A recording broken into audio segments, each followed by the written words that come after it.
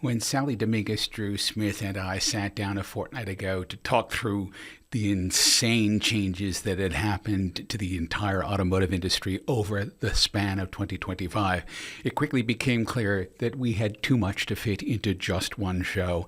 And the subject matter actually divided very neatly. The first half was ranting and raving about America, and then the second half was taking a look at the rest of the world, and of course, with a special focus on China.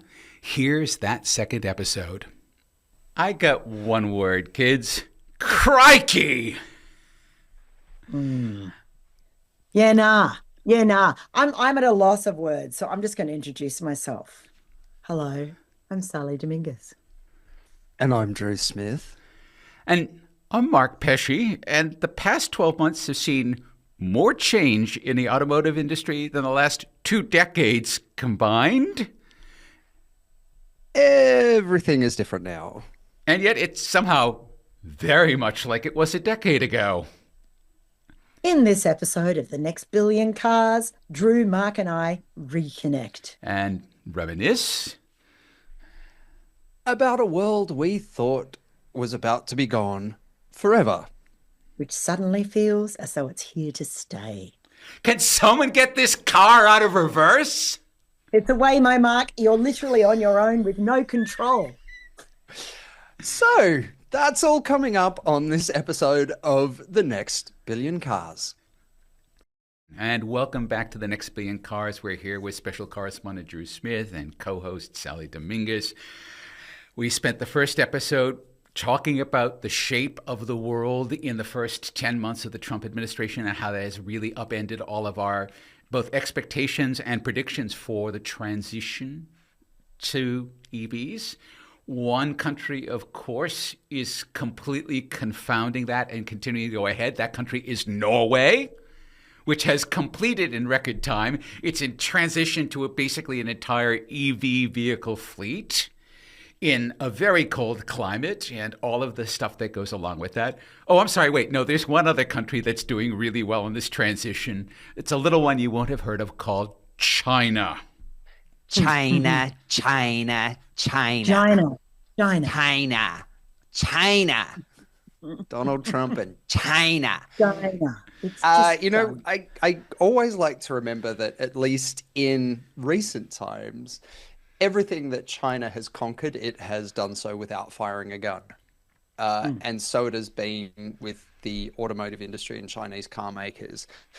Since the 1980s all the way through to the 2010s, these car makers played quiet understudy to the Western joint venture partners. And while they were often considered the laughing stock of the industry by arrogant Germans and Americans, it turns out that they have built all the expertise they need, not just to dominate, but to potentially decimate their former partners.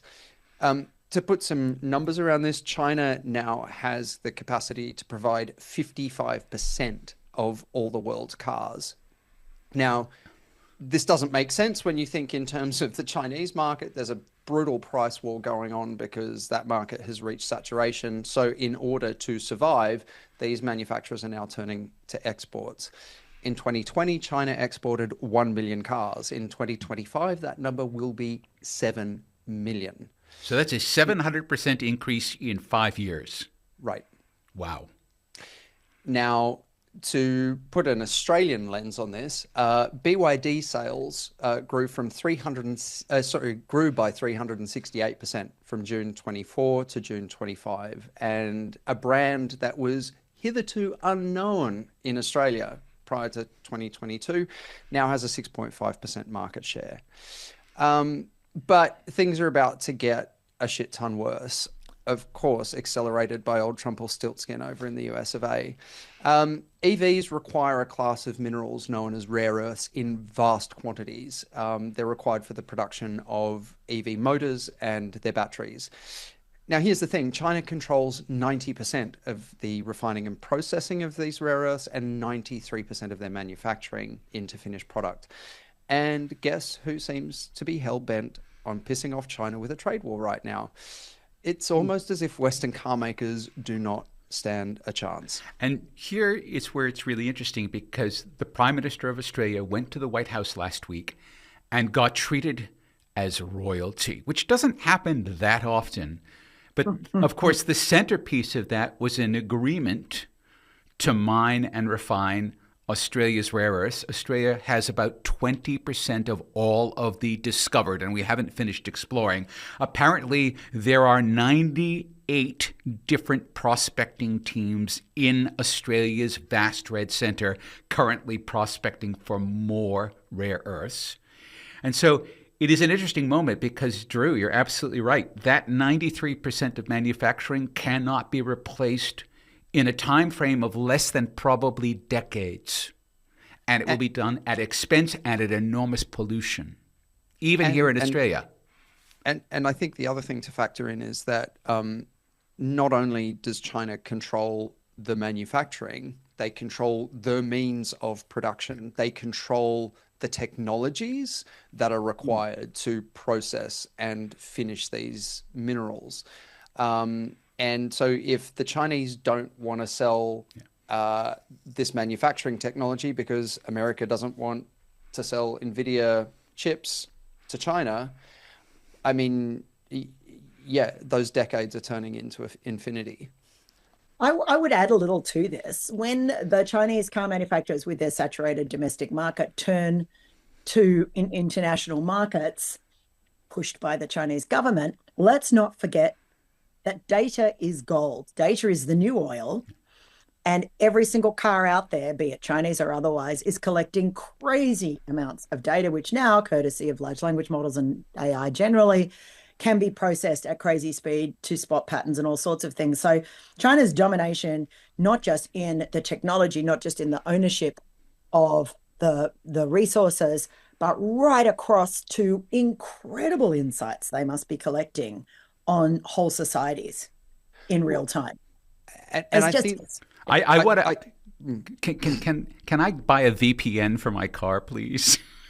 Well, and the thing is, here's my piece of this. When people go, ooh, China. I went into China in 2012 and I ran a workshop, and my colleagues were all design thinkers from America who said all they do is copy, they're not creative. I ran a workshop, unbelievable creativity. The tendency of America in particular to write off China as copyists instead of understanding that so many of the things we take for granted originated in China, and the brilliance of their ability to think from scratch, right, is just starting to show. I'm out there going, would I rather block China and have my life in the US controlled by 5 tech bros who are incredible misogynists and kind of incelly? Or would I be cool for the Chinese government to be looking at everything I do? I think the answer is kind of clear right now. You've got some really weird, crappy manipulation with a lot of right-wing connotations over here. And then you've got we're for the people over here. Tricky, not so tricky. The threat is not right now. I think that China is well and truly entrenched. They've got their data. They've got everything. Is it as bad as it could be? I mean, if we speaking as 3 Australians here, even though you live in America, South, if we end up in the American bloc, which is the assumption here, if we end up in that bloc, does that then mean that we wouldn't be able to get access to any of the Chinese technology? Is that where that's ending up? So it wouldn't just be, we wouldn't be getting cars, we wouldn't be getting electric motors. That's right. And imagine if those 2 countries, and I'm a dual citizen, so I'll represent the US for a second. Yeah. Imagine if those 2 countries teamed up instead to provide the world with great vehicles that had 0 emissions, and how great that would be, We can dream, Bob. How realistic do we think it is that we wind up solely in Team America? I mean, this has been one of Australia's greatest kind of diplomatic coups of the 20th and 21st centuries, is that we have so effectively been able to situate ourselves between a rock and a hard place and somehow not just survive but thrive as a nation. And I think particularly as far as any Australian government having any kind of green agenda is concerned, the only way we're going to advance that really is in partnership with the Chinese, because it's where so much of the technology for the transition is coming from. Yep. Yeah. And they're our market for so many things. And you've now got a system in the US that doesn't seem willing to jump in and help the traditional allies like it used to. So the relationship was always built on that kind of slight codependence, and I'm not sure that's there anymore. The US also used to have enough money to be able to fund all of that, and now the US is, I won't call it technically bankrupt because they haven't defaulted yet, but they don't have a lot of spare cash in the pockets anymore to be able to. The cash they did have is in the hands of China again. Well played, sir. let me just transition the topic a little bit. So, Sal, as you know, I was just visiting with you in San Francisco, and I kept on seeing what I thought were the Google Maps vans that come by with all the sensors on them and scanning everything. And after I saw the third one, I realized they weren't that. They were Waymos, and they're everywhere in San Francisco. And they're everywhere. I haven't gone for a ride in one yet, but there's a lot of advancements they're rolling out, I think, now in Phoenix. I think they're trialing in New York City now, they're correct? In Texas. They're in Austin. They're in, Yeah. And they're heading to London next year. Right.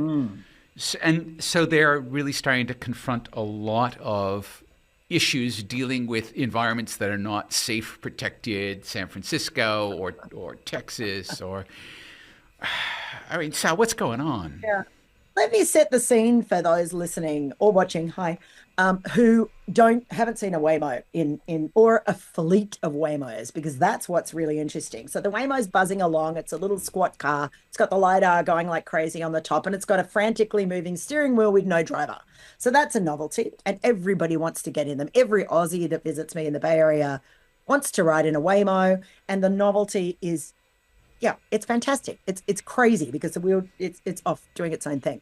Now, Waymos in San Francisco then cluster in Waymo car parks, often in very dense urban areas where they operate all night with their lights on. So we already have a lot of resident pushback because they make funny noises, and weirdly, because they're electric, and they're going all night, buzzing around with their lights on. So they're hovering, they're waiting, whatever. They've also been known to block emergency vehicles because if the network gets overloaded, say with a festival in Golden Gate Park, it takes down the network and it takes down the Waymos. And so we've had at least 3 instances of emergency vehicles being blocked by dormant Waymos who cannot be moved. So that's kind of crazy too. My other gripe is when I ordered one the other day that it wanted me to walk a block and a half to come to it. And I'm like, what the hell happened to human first, people? Are we now saying we're going to get rid of the human drivers and then we're not even going to service the humans? They can come to me sitting around the block because it's better for me to park here, like the whole thing. But if you take a step back from this whole concept right now, living in the US at the pointy end of automation, the pointy end of robotics, and the pointy end of AI affecting business, also the pointy end of capitalism. I am seeing vast swaths of people losing their jobs all over the place, vast swaths of people being replaced by machines. And this is yet another example of we eliminate the human, and in doing so, we eliminate a job, a gig economy job, which is kind of important right now. We eliminate the small conversations and the human-to-human interactions that make us a society. And make us human. They make us human, and we are systematically getting rid of them for efficiency. So at what point does efficiency become moot? Because in fact, as a society, we really like interacting with each other. I'm just pushing on this. And then also, let's just think for a second about that army of Waymos being controlled by a couple of men who love power. Yeah. And like you now have an army.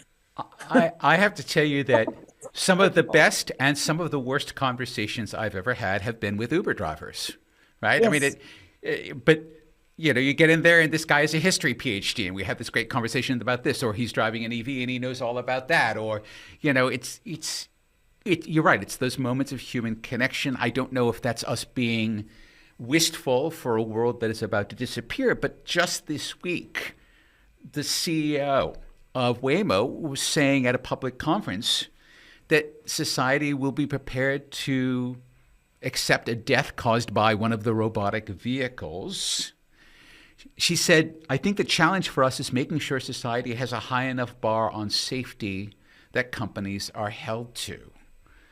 Yeah. So, and What, like This is the it's vehicle not for that I the know it's companies to crews that set the bar. drag It's the like we pedestrian. have to set the bar for them. Yeah, and when we drag a pedestrian 30 feet, like that's just a learning curve. Tell that to the chick that lost her legs or whatever she did. yeah. Like, give me a break. All right, folks, it's time to do some predictifying. And so we're going to do predictions for 2026. I'm going to kick off because this kind of leads into that. The idea of the autonomous vehicle, such as a Waymo, and the idea of the electric vehicle are actually intertwined. And it's not just Tesla, although Tesla is one reason why. But it's really got to do with the idea that an EV is engineered in a particular way that makes it very easy for it to get the sensors and computing and all of the other things that it needs to establish autonomy. Whereas an internal combustion engine vehicle, although it does have computers and microcontrollers and networks in it, really isn't designed in the right way. You kind of have to retrofit it. It's always a bolt-on. So if we're seeing this clawback from EVs into hybrids and into full ICEs, we're seeing a mismatch. And I think that one side effect of that is that it's going to see a slowdown in autonomous vehicles because there's simply going to be, not in China.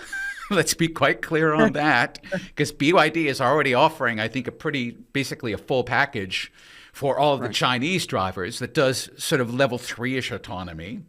Yep. But in America and in the other markets, we're going to see a clawback from AV, except maybe with things like Waymo, very, very dedicated vehicles, because the basic platform for AVs is going to be harder and harder to find. I think that's my prediction for next year. We'll start seeing that.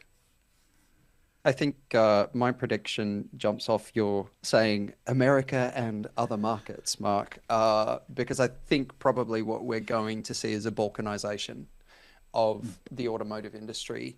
And what do I mean by that? I think because of the divergence in sort of regulation around sort of EV and the green transition, we're going to start to see a split between the North American market, which, to be fair, has sort of always been its own thing. But with the tariff barriers, you know, the doors are now coming down on both Japanese and European manufacturers that have traditionally sold very well into the American market. China, of course, full speed ahead on their transition to EV. They are rapidly becoming the world leaders in the technology, and then of course you've got Europe stuck somewhere in the middle.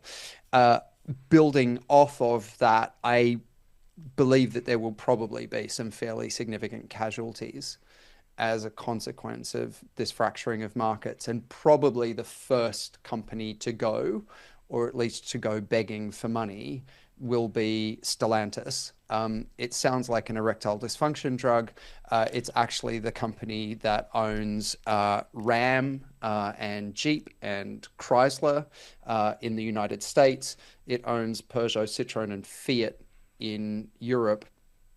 They're already on their knees from a financial perspective, but it's not hard to see the organization actually being torn apart by this fracturing of their markets. So that's my prediction. Yeah, the global mistrust, the distrust meltdown that we're seeing, that's unprecedented in its scale. It's kind of driven by digitization, misinformation, all the other stuff, and a few political leaders stirring the pot. I think I look at that and the general trend that creates towards decentralization, turning inward, community-driven stuff. I think at least in the US, but I think it's going to spread, that plentiful power is going to be a thing of the past for the little people, unless we make it ourselves. I think that all of the developed countries that have aging grids are going to see the strain of AI, of cloud computing, of all the stuff that all this new technology is doing, and we will feel the pain. And I think what that means is that people will start creating their own power. I mean, I love hydrogen from sewage, but let's ease off and just say solar on the roof. Then I reckon by about 2027, we're going to see apps where homes with solar offer EV charging to their neighbors. And we're going to see a kind of a decentralization of not just the grid and the power generation, but of the power sharing. And I believe that in that scenario, EVs will become valued for their ability to store energy and distribute energy. And so we might see new little mini patterns of EVs plus houses and community style sharing and buttering. That's where I'm at. And on that note, in January this year, I had a 5-day power outage here. And if I had a vehicle to grid capable EV, I would have had power for those 5 days. Didn't you go and buy the electric generator and solar kit that I have, Mark, inspired by Sal's independence and prepper state? All right, folks, this has been an amazing conversation. Let's do it again soon, because here's hoping things will change. The Next Billion Cars was written and presented by Mark Pesce. Sally Dominguez. And Drew Smith. Produced with Ample. If you like our show, please remember to follow us on your favorite podcasting app. This is Drew Smith. And Mark Pesce. Sally Dominguez. Thanking you for listening. Thanking you for listening.